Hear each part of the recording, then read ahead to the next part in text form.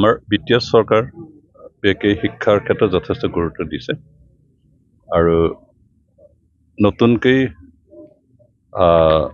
চৰকাৰীকৰণ হোৱা 10খন মহাবিদ্যালয় আৰু যিকেইখন চৰকাৰীকৰণ কৰা হ'ব বুলি এটা লিষ্টেড আছে গোটেই কলেজখিনি বৰ্তমান বিত্তীয় চৰকাৰে 1 কোটি টকাকৈ বিল্ডিং নিৰ্মাণৰ কাৰণে সাহায্য দিছে।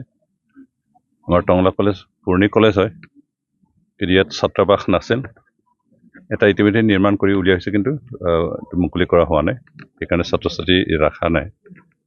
কিন্তু তথাপি আৰু কলেজ লাগে, কিবা হোষ্টেল লাগে বুলি অনুভৱ কৰি আমাৰ চৰকাৰৰ তৰফৰ পৰা 1 কোটি টকা এইখন মহাবিদ্যালয়লৈ মঞ্জুৰি দিছে। আৰু ইয়াৰে আজি নতুনকৈ ছাত্ৰাবাস আমাৰ ডক্টৰ বাচিৰাম বড়ো প্ৰাক্তন অধ্যক্ষ আমাৰ এইখন মহাবিদ্যালয়ৰ তেখেতৰ নামত এখন ছাত্ৰাবাস নিৰ্মাণ কৰাৰ কাৰণে আধাৰশিলা স্থাপন কৰা হ'ল। আমি আশা কৰোঁ আমাৰ দূৰ দূৰণিৰ পৰা অহা ছাত্ৰ ছাত্ৰীসকলে ইয়াত থাকি পঢ়াৰ এটা সুবিধা ল'ব পাৰিব।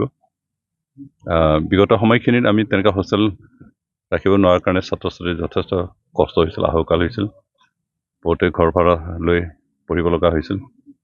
আৰু ঘৰ ভাড়া লৈ পঢ়িব লগা হ'লে কিমান অসুবিধা সেইটো আমি জানো, কাৰণ মই নিজেও তেনেকুৱা ঘৰ ভাড়াত কৰি তেনেকুৱা পঢ়ি অহা। সেইকাৰণে ছাত্ৰ ছাত্ৰীসকলে যাতে সুযোগ হয়, ভালকৈ মন পুতি অধ্যয়ন কৰিব পাৰে, সময় দিব পাৰে অধ্যয়নৰ ক্ষেত্ৰত, এই ব্যৱস্থাৰ কাৰণে ছাত্ৰাবাস ইয়াত নিৰ্মাণ কৰিবলৈ সিদ্ধান্ত লোৱা হৈছে আৰু আজি ইয়াৰে আধাৰশিলা স্থাপন কৰা হ'ল।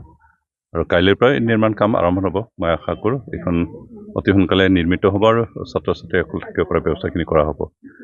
ইয়াত আমাৰ বাউণ্ডাৰী ৱাল নাই।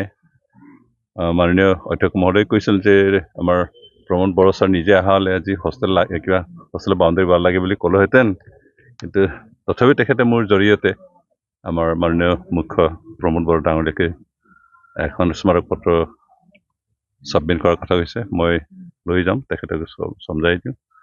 আৰু আমাৰ হোষ্টেল নিৰ্মাণৰ লগতে অন্ততঃ বাউণ্ডাৰী ৱালো আহিব, এই কথাখিনি আমি আশা কৰিব পাৰোঁ। কিছুমান আপোনাৰ ডিপাৰ্টমেণ্ট আছে যিহেতু PNRDৰ পৰা বহুখিনি আঁচনি আহে, তেনে ক্ষেত্ৰত PNRD ফাণ্ডৰ পৰা মেৰামতি বা যিকোনো এটা ইনফ্ৰাষ্ট্ৰাকচাৰৰ কিবা কাম কৰিব নোৱাৰিব? তেনেকুৱা পাৰে, কিন্তু এই বছৰৰ ফাণ্ড ইতিমধ্যে আমি সম্পূৰ্ণ কিবা কৰি দিলোঁ।